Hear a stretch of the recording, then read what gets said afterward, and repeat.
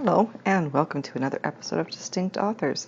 I make podcasts like this every week, and click on the follow button so you'll never miss an upcoming episode. For those of us who are writers, it is also the start of an annual writing challenge called Nanowrimo. This is a completely voluntary, free event where you need nerves of steel and a touch of something far more dangerous.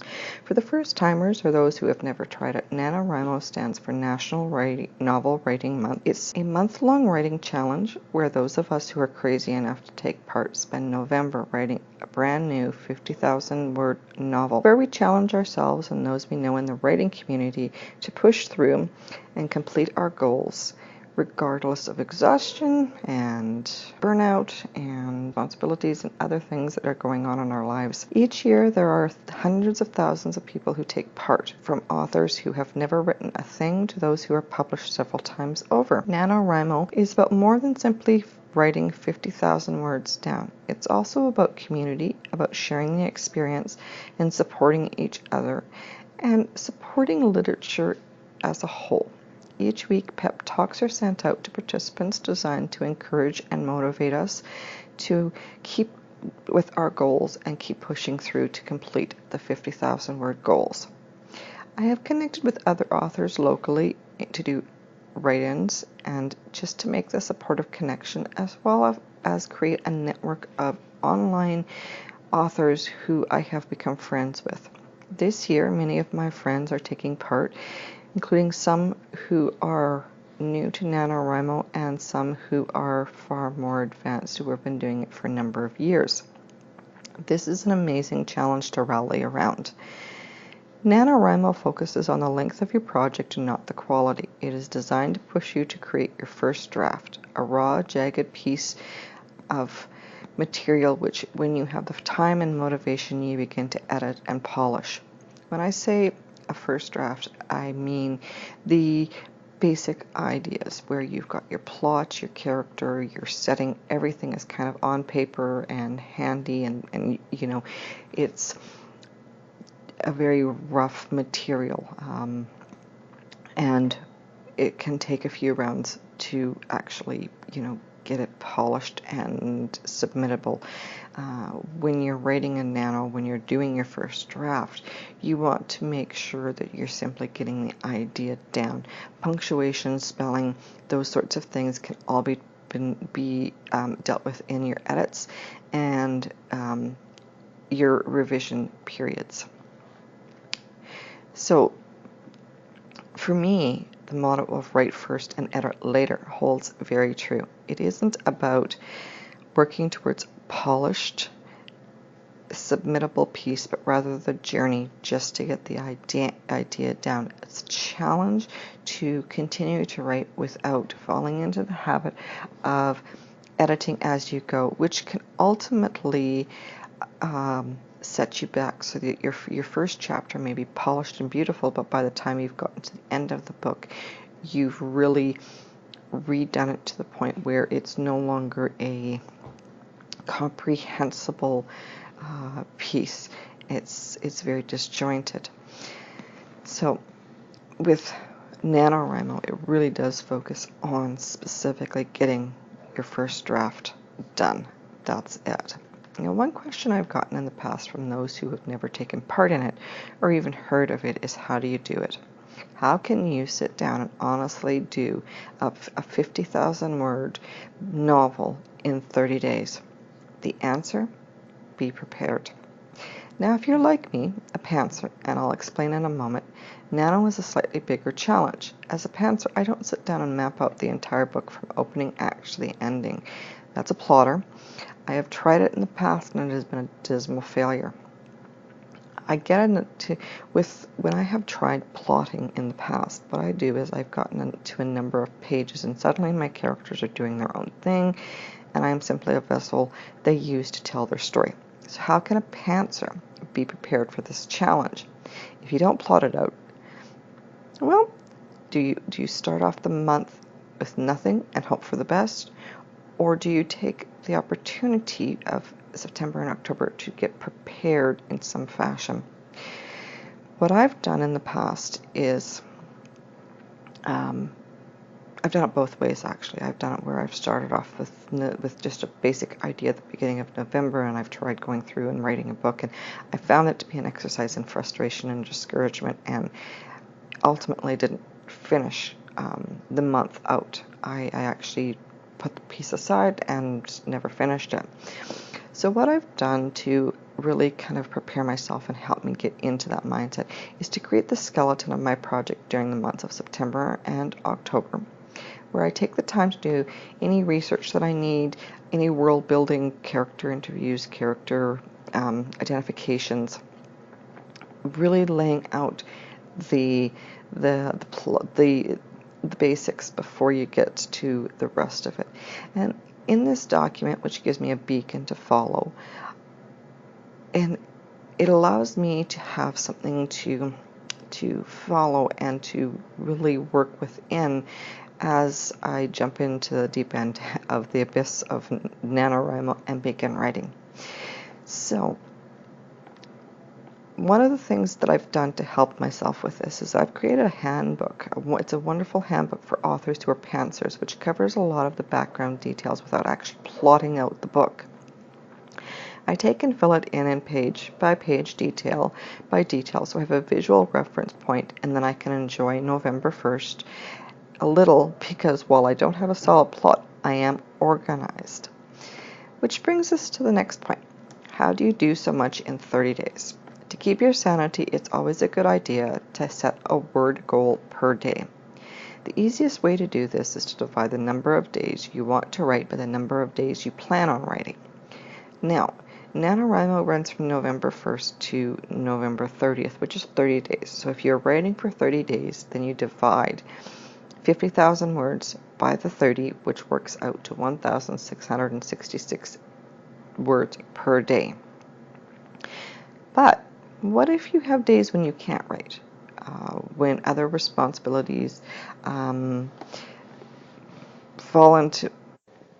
into our laps and we are faced with a reduced availability of writing time. So how do we work around those in such a way that we can still maintain our goals without actually losing track of our regular responsibilities and our regular lives? So one of the things that I've done in the past, and what I found that really works for me, is setting aside a block of time during the day, whether it's getting up, first thing in the morning before anyone else in the house is up, and setting aside time, 2 or 3 hours out of the day to use that time just to write. Or maybe it's in the evening or something along those lines.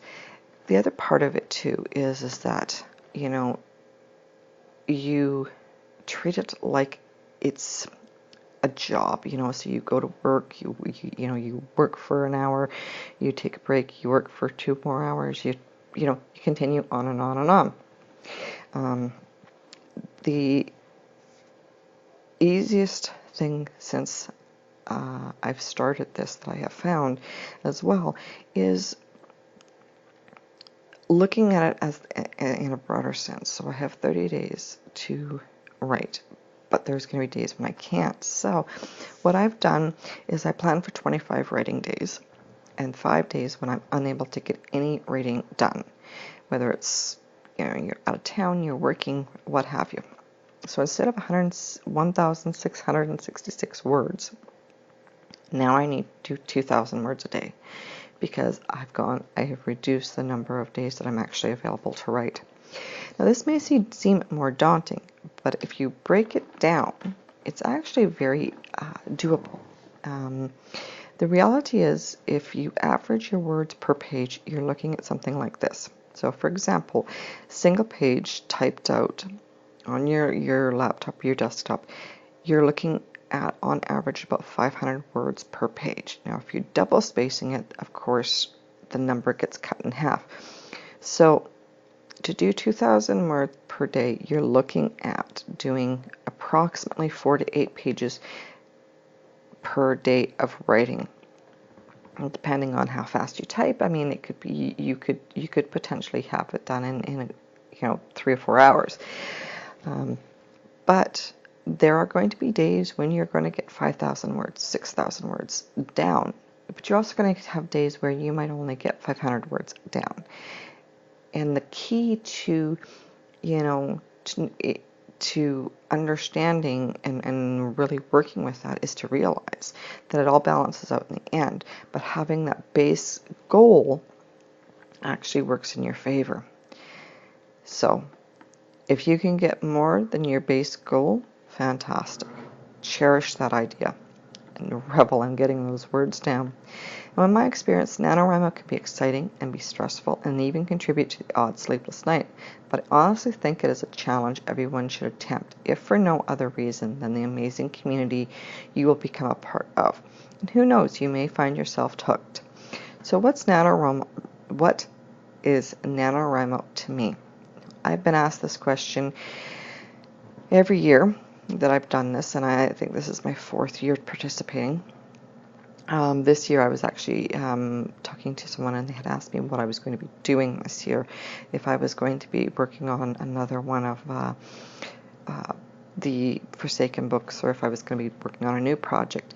And this year I'm actually going to be doing 2 separate projects, one under my alter ego's name of Elise Walls and one under Patricia Bates.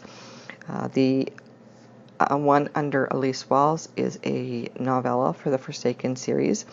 It's a paranormal romance franchise my alter ego and co-author Sierra Lake have been writing on since 2016. In September of this year, book 13, called Redemption, was launched, so check it out.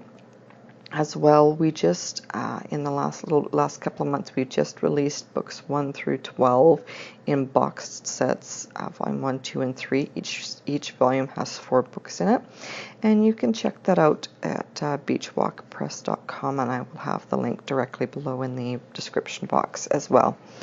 You can also find them wherever ebooks are sold. This is going to be the first book I work on, and is slated for 25,000 words, but may go longer depending on my muse. And it is a unique story in that the heroine is mute and is very used to communicating other than verbally. This is a huge challenge for me because writing a mute character, how do you differentiate in dialogues and the conversations? What do you have? What do you have to work within that realm? So it's going to be a challenge, but I'm absolutely looking forward to it. And the second project I'm working on is a historical romance I have been literally dying to get into. I started writing this particular book about 2 years ago, and I've been researching it for probably 3 years.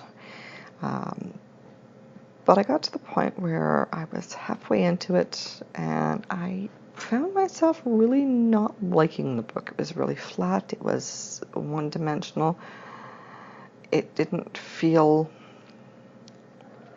like I wanted it to feel. There was no emotional connection. So I archived it, and then I went back to it and read through it. I still don't like it, so I made the painful decision to just forget about it and redo it and rewrite it completely. So I'm starting from scratch, and with only the basic premise, the names of the characters and the time period. And I am excited because I've had the chance to kind of figure out what I want to do with this particular book.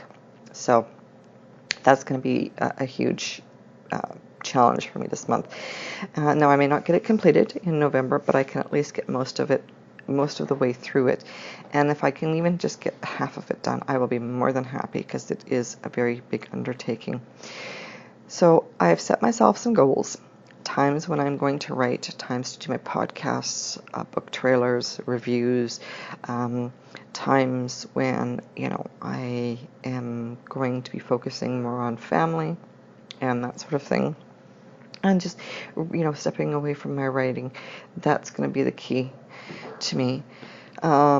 Maintaining my momentum and my goals.